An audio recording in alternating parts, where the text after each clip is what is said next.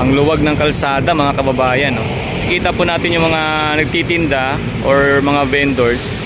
Yung pwesto nila nasa may gilid lang mismo ng gutter. Ayan, no? Wala na yung gayon dati na nasa halos gitna na sila ng kalsada. Kaya kung mapapansin ninyo, ang luwag ng kalsada mga kababayan ko. At malinis, no? Magandang araw mga kababayan ko. Welcome back muli dito sa aking YouTube channel. Ako pala si Daddy D. Ito po, no, talagang nakakapanibago sa pagpasok ng bagong taon ang Baclaran sa mismong labas ng simbahan, no. Napakalinis.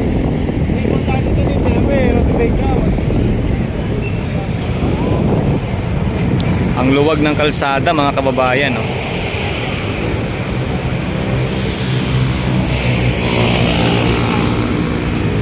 Makikita po natin yung mga nagtitinda or mga vendors. Yung pwesto nila nasa may gilid lang mismo ng gutter. Ayan, o.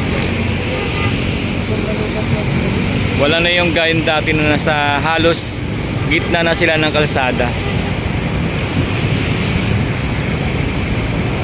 Kaya kung mapapansin ninyo, ang luwag ng kalsada mga kababayan ko. At malinis, no? Ayan, no? Pati dyan.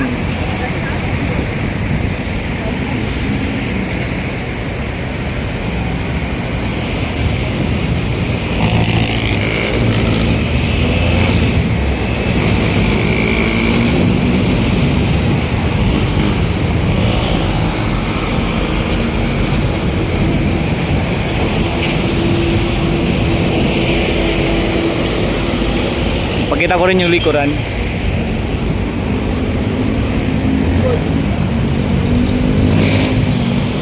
Ayan, luwag, oh. Ito yung ilalim ng footbridge patungong Redemptor Station. Ang dating dahil nagtitinda dyan siksikan. Tsaka malinis, no?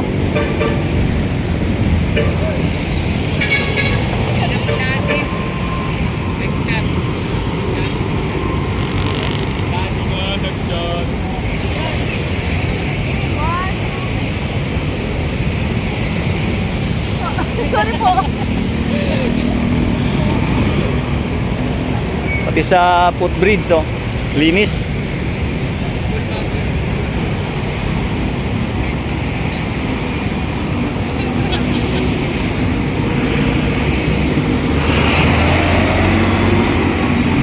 Nakakadaan yung bus, oh.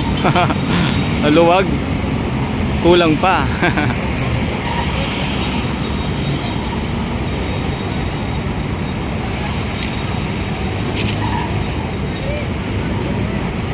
Nakakapanibago sa Baclaran, ha.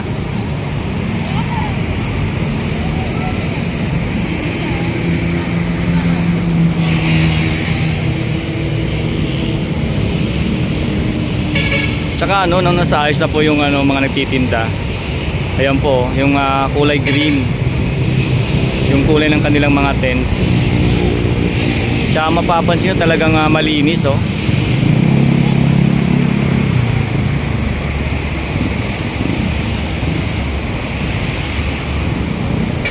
Wala tayong nakikitang mga basura mga kababayan. Tingnan nyo.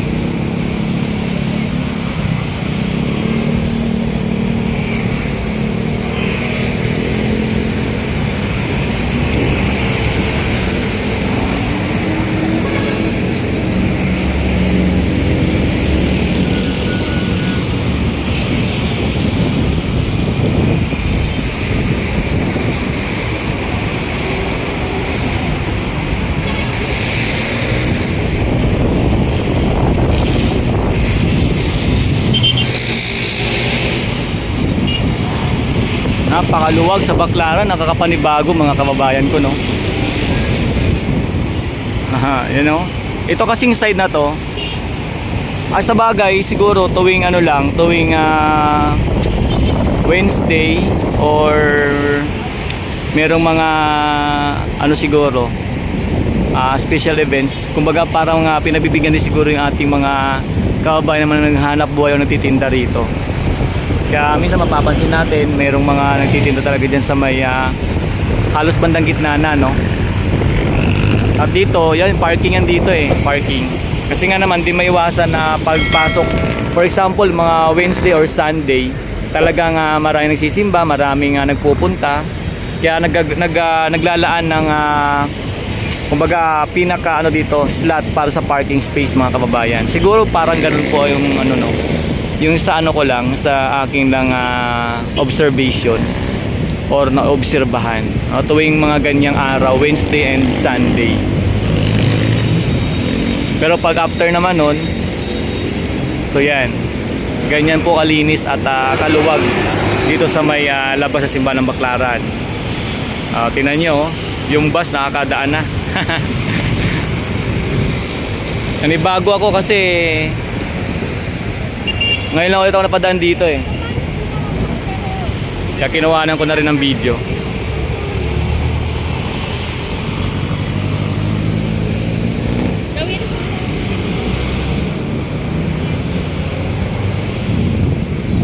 Sa napansin ko talaga dito, talagang halos walang basura na pati sa footbridge kung mapapansin yung mga kababayan. Linis.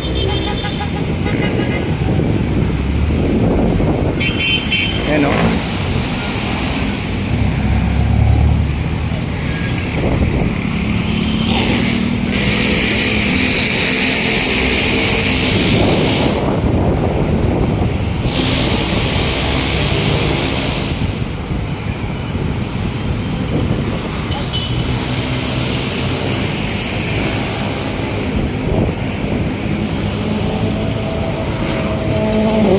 So ito po ang Baclaran mga kabayan ko sa pagpasok ng bagong taon.